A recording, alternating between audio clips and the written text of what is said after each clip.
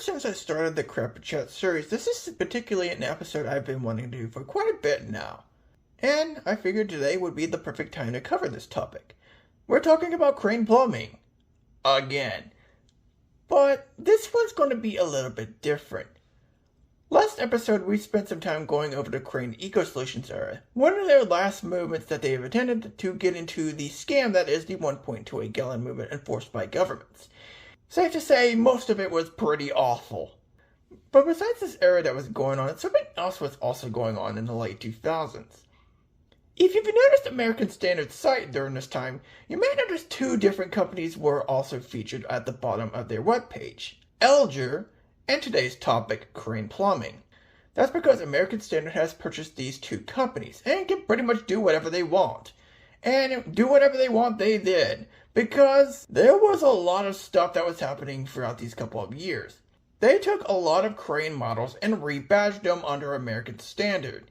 Some of them still exist to this very day, but with very interesting redesigns, and then others just came and went without anyone noticing.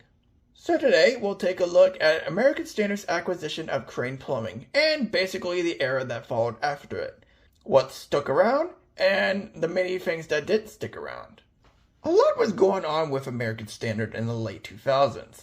They've just introduced some of their newer fixture lines like the Priolo, the Modern Madeira, and the Modern Apple as well. Which, by the way, all of those I just mentioned are still around to this very day. Kind of crazy to think about, isn't it? But there was also something else going on behind the scenes. At one of their shows, American Standard showed off a couple of their toilets in a promo video. I'll link it in the description if you want to watch it. Notice something interesting? Notice, even though it's not directly listed in this video, in the background, American Standard had one of these Crane models on display. Originally called the Crane Comfort Width, American Standard is currently displaying what would be eventually known as the RightWidth toilet. Which, fun fact, would also be rebranded as the RightWidth under the Crane brand as well, which just adds more confusion than anything, honestly.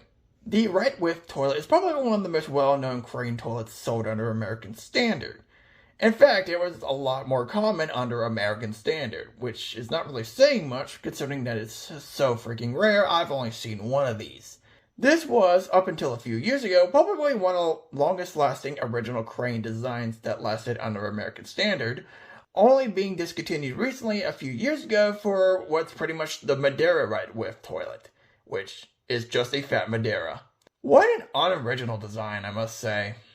This honestly was probably one of the most interesting toilets sold out of the Eco Solutions era in my opinion. So it's kind of nice to see this get a second win, especially considering that it was very rare under Crane Plumbing. So it was nice to see. 2009 rolls around, and this is around the time American Standard would slowly start introducing some Crane fixtures into their ecosystem. One of these is the RightWidth toilet, which we just talked about. But then there was also the release of two different urinals. These two you probably have forgotten about, because these urinals definitely existed. And I'm talking about the American Standard Statebrook urinal, which was a rebadged 2nd gen Crane Chromo urinal from the 2000s. And then you have the American Standard Glenbrook urinal, which was just a rebadged 4th generation, I believe, Crane Manhattan urinal from the 2000s as well. Yeah, it's safe to say these two urinals were not very popular and are very rare to come across. I've only came across the Statebrook urinal at a place that has since closed down. I have yet to see a Glenbrook urinal, but honestly, both of these are very unexciting in their Crane forms, and they're not more exciting in their American Standard forms. These urinals kind of existed for a few years, and then after 2011, they just kind of disappeared off the face of the earth. There is a rumor that they have sold a little bit longer than 2011, but by then, their listings have been pretty much taken down. Something that you might catch on with this video is that American Standard will just throw these Crane designs out there and see what sticks. A lot of them do not stick, as we just saw with these two urinals. They just existed, and that was it. It is also worth noting that the RightWidth toilet was also sold under the tank version as well. But I haven't really seen any of these on YouTube, so like many other fixtures that we'll be talking about, this fixture just kind of existed, was rarely seen and sold, and that was the end of it. For a couple years after the release of those few fixtures, American Standard wouldn't really introduce any more Crane fixtures for a couple years.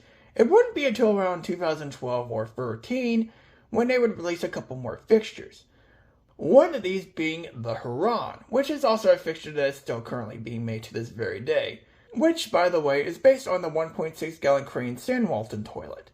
The Huron is a very interesting design, and probably the only fixture nowadays which looks closely resemblant to their Crane counterparts, minus a slightly redesigned trapway.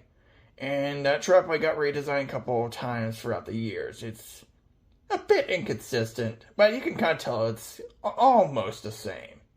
This fixture, like many other Rebadged Crane toilets during this American Standard period, are still very rare to this very day, and most of them probably never really got to see the light of day in some areas.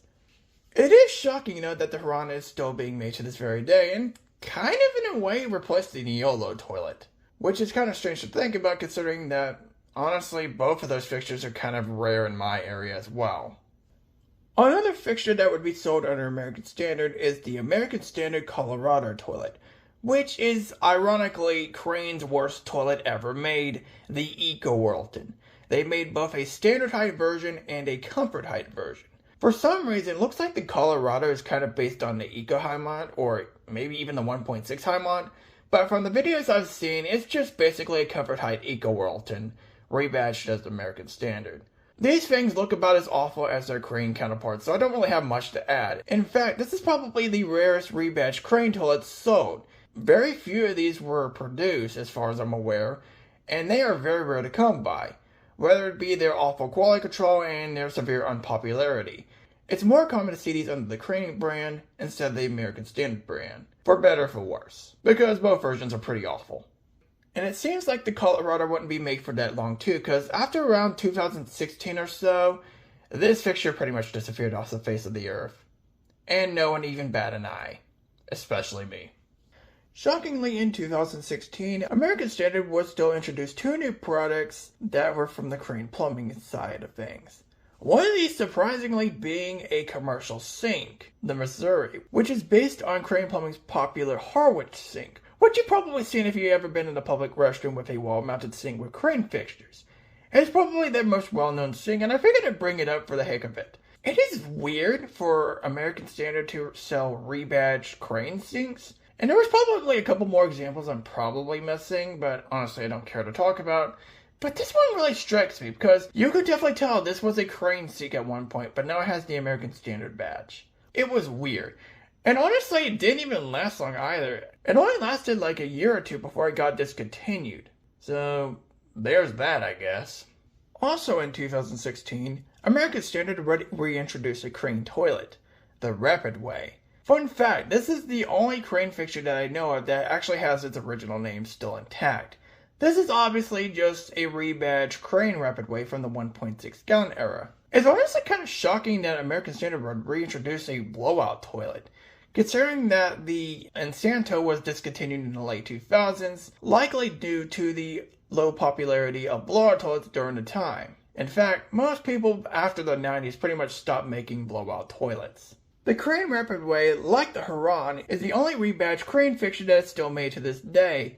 However, it's kind of a shell of its former self. In 2019, it got an extreme makeover.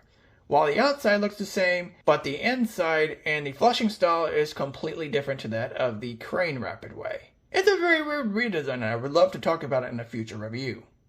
And that's that. You would think this would be a longer section, but I'm only really talking about the main Crane fixtures that would be reintroduced under American Standard. And not a lot happened. This was kind of a whatever era, with only pretty much two of their original designs, somewhat, still existing to this very day. The Huron and the Rapidway. That's it. The RightWidth is discontinued and now it became the Madeira RightWidth toilet.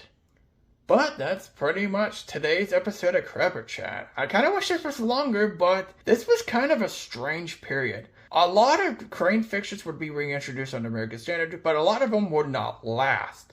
Most of them pretty much lasted only a few years and then just fade into obscurity. And I hope you learned something from this episode, because this was a lot of digging I had to do. Finding a lot of discoveries about Crane fixtures, and all this crazy stuff they did with Crane's products. It's a strange time period that most people have pretty much forgotten about. but I hope you enjoyed.